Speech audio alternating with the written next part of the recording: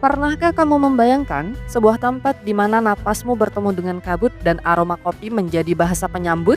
Selamat datang di Kabupaten Bener Meriah, serambi tinggi di tanah Aceh yang berdiri kokoh di atas kemegahan dataran tinggi Gayo. Di sini, bumi bercerita melalui kopi Arabica Gayo, komoditas emas yang bukan sekedar gaya hidup, tapi jiwa bagi masyarakatnya. Kopi ini menjadi salah satu kopi Indonesia yang meraih sertifikat indikasi geografis, pengakuan atas kualitas yang tumbuh dari dataran tinggi Gayo, termasuk Bener Meriah. Setiap biji yang lahir dari tanah vulkanis ini adalah warisan yang telah diakui dunia.